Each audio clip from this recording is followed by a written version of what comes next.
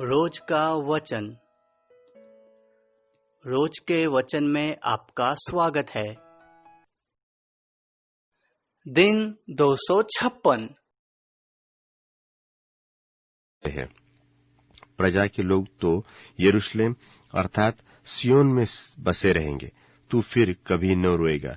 वह तेरी दोहाई सुनते ही तुझ पर निश्चय अनुग्रह करेगा। वह सुनते ही तेरी मानेगा। और चाहे प्रभु तुम्हारी रोटी की कमी और जल की तंगी करे, तो भी तुम्हारे उपदेशक फिर न छिप जाएंगे, और तुम अपनी आंखों से अपने उपदेशकों को देखते रहोगे।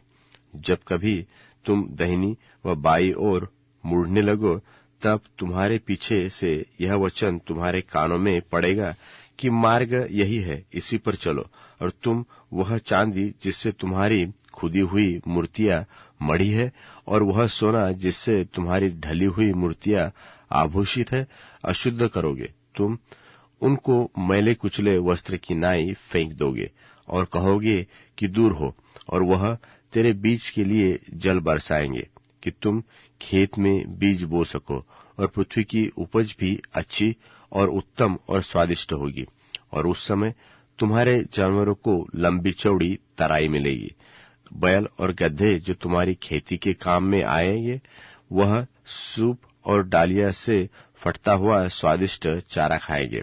और उस महासंहार के समय जब गुम्मट गिर पड़ेंगे, सब ऊंचे ऊंचे पहाड़ों और पहाड़ियों पर नालियां और सोते पाए जाएंगे। उस समय यहोवा अपनी प्रजा के लोगों का घाव बांधेगा और उनकी चोट चंगा करेगा। तब चंद्रमा का प्रकाश सूर्य का सा हो जाएगा, और सूर्य का प्रकाश 7 गुना होगा, अर्थात 8वारे भर का प्रकाश एक दिन में होगा। देखो, यहोवा दूर से चला आता है, उसका प्रकोप भड़क उठा है, और धुएं का बादल उठ रहा है। उसके होठ क्रोध से भरे हुए, और उसकी जीभ भस्म करने वाली आग के समान है, और उसकी सांस ऐसी उमड़ने वाली नदी के समान है जो गले तक पहुंचती है। वह सब जातियों को नाश के सूप से फटकेगा, और देश देश के लोगों को भटकाने के लिए उनके जबड़ों में लगाम लगाएगा। तब तुम पवित्र पर्व की रात का संगीत गाओगे, और जैसा लोग यहोवा के पर्वत की ओर उसी से मिलने को जो इसराइल की चट्टान ठहरा है बांसुरी बजाते हुए जाते हैं, वैसे ही तुम्हारे मन में भी आनंद होगा। परंतु यहोवा अपनी प्रतापी वाणी सुनाएगा, और अपना क्रोध भड़काता और आग की लौ से भस्म करता हुआ, और प्रचंड आंधी और अति वर्षा और ओलों के साथ अपना भुजबल दिखाएगा। और अश्शूर यहोवा के शब्द की शक्ति से नाश हो जाएगा। वह उसे सोंठे से मारेगा, और जब जब यहोवा उसको मनठाना दंड देगा, तब तक साथ ही डफ और बीना बजेगी, और वह हाथ बढ़ा बढ़ाकर उसको लगातार मारता रहेगा। और बहुत काल से तोपेत तैयार किया गया है, वह राजा ही के लिए ठहराया गया है। वह लंबा चौड़ा और गहरा भी बनाया गया है। वहां की चीता में आग और बहुत सी लकड़ी है। यहोवा की सांस जलती हुई गंधक की धारा की नाई उसको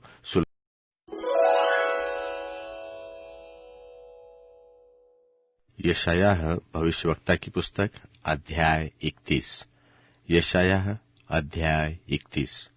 हाय उन पर जो मिस्र को सहायता पाने के लिए जाते हैं, और घोड़ों का आसरा करते हैं, और रथों पर भरोसा रखते, क्योंकि वे बहुत है, और सवारों पर, क्योंकि वे अति बलवान हैं, पर इसराइल के पवित्र की ओर दृष्टि नहीं करते, और न यहोवा की खोज में लगते हैं। परंतु वह भी तो बुद्धिमान है, और दुख देगा, और अपने वचन न टालेगा। वह उठकर कुकर्मियों के घराने पर और अनर्थकारियों के सहायकों पर भी चढ़ाई करेगा, क्योंकि मिस्री लोग तो ईश्वर नहीं, मनुष्य ही है, और उनके घोड़े आत्मा नहीं, शरीर ही है। और जब यहोवा हाथ बढ़ाएगा, तब सहायता करने वाले और सहायता चाहने वाले दोनों ठोकर खाकर गिरेंगे, और वे सब के सब एक संग नष्ट हो जाएंगे।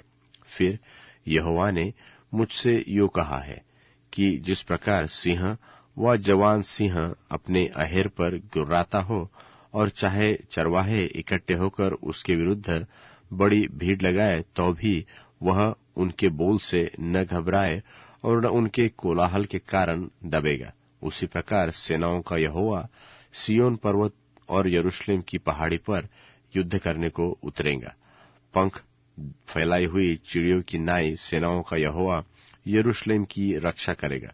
वह उसकी रक्षा करके बचाएगा और उनको बिन छुए ही उद्धार करेगा।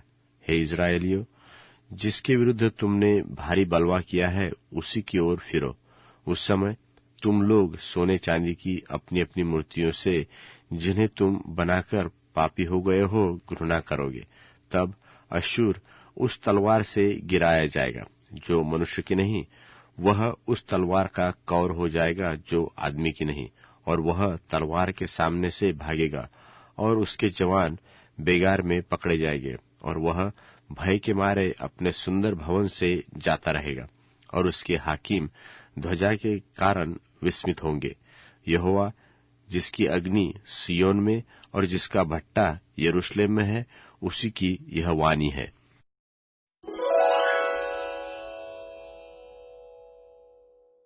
यशायाह भविष्यवक्ता की पुस्तक अध्याय 32। यशायाह अध्याय 32। देखो, एक राजा धर्म से राज्य करेगा और राजकुमार न्याय से हुकूमत करेंगे, और एक पुरुष मानो आंधी से छिपने का स्थान और बौछार से आड़ होगा। वह मानो निर्जल देश में जल की नालियां और मानो तप्त भूमि में बड़ी चट्टान की छाया होगा। और उस समय देखने वालों की आंखें धुंधली न होंगी और सुनने वालों के कान लगे रहेंगे, और उतावलों के मन ज्ञान की बातें समझेंगे, और तुतलाने वालों की जीभ फुर्ती से साफ बोलेगी। मूढ़ फिर उदारचित न कहलाएगा और न कंजूस दानी कहा जाएगा, क्योंकि मूढ़ तो मूढ़ता ही की बातें बोलता और मन में अनर्थ ही की बातें गढ़ता रहता है, कि वह बिन भक्ति के काम करे और यहोवा के विरुद्ध झूठ कहे, और भूखे को भूखा ही रहने दे और प्यासे का जल रोक सके। कंजूस के उपाय बुरे होते हैं। वह दुष्ट युक्तियां करता है कि जब दरिद्र और नम्र लोग ठीक बोलते हो, तब उनको झूठी बातों में फंसाए। परंतु उदार चित्त मनुष्य उदारता ही की युक्तियां निकालता है, वह तो उदारता के कामों में स्थिर रहेगा। हे सुखी स्त्रियों, उठकर मेरी सुनो। हे निश्चित स्त्रियों, मेरे वचन की ओर कान लगाओ। हे निश्चित स्त्रियों, वर्ष भर से अधिक समय में तुम विकल हो जाओगी, क्योंकि तोड़ने को दाख न होंगी और न किसी भांति के फल हाथ लगेंगे। हे सुखी स्त्रियों, थरथराओ। हे निश्चिंत स्त्रियों, विकल हो, अपने अपने वस्त्र उतारकर अपनी अपनी कमर में टाट कसो। हे मनभाव खेतों और फलवंत दाखलताओं के लिए छाती पीटेगी।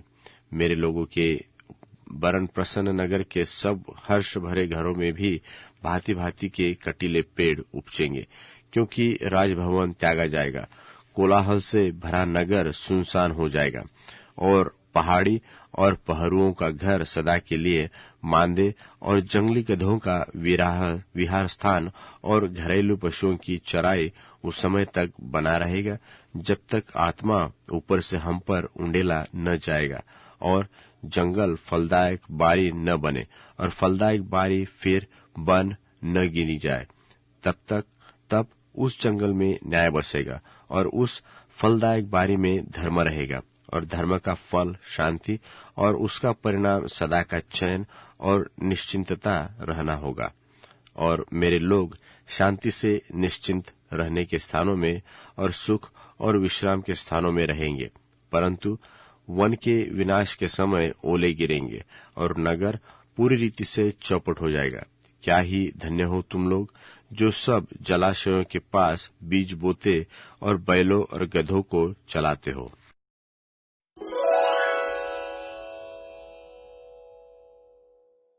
दूसरा कुरिन्थियों अध्याय 13। मैं तीसरी बार तुम्हारे यहाँ आने पर हूँ। 2 या 3 गवाहों के मुंह से हर एक बात की पुष्टि की जाए। पिछली बार जब मैं आया था तब भी यही कह रहा था।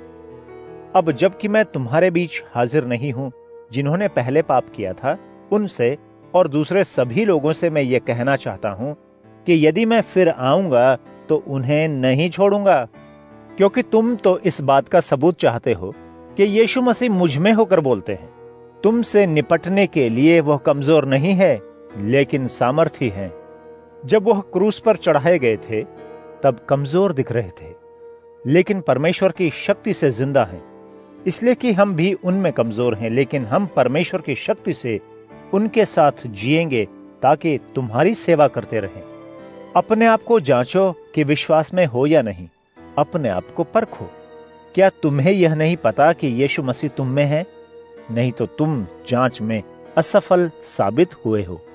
मेरी आशा यह है कि तुम यह जान लो कि हम असफल नहीं रहे हैं। हमारी प्रार्थना यह है कि तुम गलत मत करो, इसलिए नहीं कि तुम सिद्ध दिखो, लेकिन इसलिए कि भलाई करो, चाहे असफल ही दिखो। इसलिए कि हम सच्चाई के विरोध में कुछ नहीं कर सकते, लेकिन सच्चाई के पक्ष में ही कर सकते हैं। जब हम कमजोर ठहरते हैं लेकिन तुम बलवंत हो, तब हमें खुशी मिलती है। हमारी प्रार्थना यह होती है कि तुम पूरी तरह से योग्य बन जाओ। इसलिए अभी मैं तुम्हारी गैरहाजिरी में लिख रहा हूं, ताकि जब मैं आऊं मुझे अपना अधिकार इस्तेमाल करके तुम्हारे साथ कठोरता से बर्ताव न करना पड़े। परमेश्वर ने मुझे तुमको बनाने के लिए दिया है, न कि बर्बाद करने के लिए। आखिर में भाइयों बहनों, खुश रहो, सिद्ध हो जाओ, हिम्मत रखो, मेल से रहो, और प्रेम एवं शांति के परमेश्वर तुम्हारे संग होंगे। गले लगाते एक दूसरे से मिलो। सभी पवित्र लोग तुम्हें सलाम कहते हैं। प्रभु यीशु मसीह का अनुग्रह, परमेश्वर का प्रेम और पवित्र आत्मा की संगति तुम सभी के साथ रहे।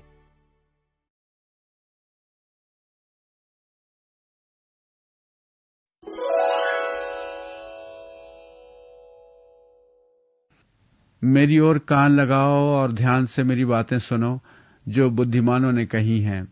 ज्ञान की बातों पर अपना मन लगाओ, जो मैं तुमसे कहूंगा। यदि तुम इस बात को अपने हृदय में धारण करोगे और ये तुम्हारे ओंठों से निकला करेंगी, तो यह आनंद की बात होगी। तुम प्रभु पर भरोसा करो, इसलिए मैंने तुमसे ज्ञान की ये बातें कही हैं। मैंने तुम्हारे हित और ज्ञान के लिए 30 नीति वचन लिखे हैं, जिससे तुम्हें मालूम हो जाए कि उचित मार्ग क्या है, सत्य क्या है, और तुम लौटकर अपने भेजने वालों को सच्चा उत्तर दे सको। किसी गरीब को मत लूटना, क्योंकि वह गरीब है, और न अदालत में किसी पीड़ित का दमन करना, क्योंकि स्वयं प्रभु उनका मुकदमा लड़ेगा और वह उनका प्राण ले लेगा जो गरीबों और पीड़ितों को लूटते हैं। जिस मनुष्य का स्वभाव क्रोधी है, उससे मित्रता मत करना। तुरंत नाराज होने वाले मनुष्य के साथ मत रहना, अन्यथा तुम भी उसका आचरण सीख जाओगे और अपने प्राण को फंदे में फंसाओगे। उन लोगों के समान मत बनो जो दूसरों की जमानत देते हैं, जो कर्जदार का कर्ज चुकाने के लिए वचन देते हैं। क्योंकि यदि चुकाने के लिए तुम्हारे पास कुछ न होगा, तो साहूकार तुम्हारा बिस्तर भी तुमसे ले लेगा।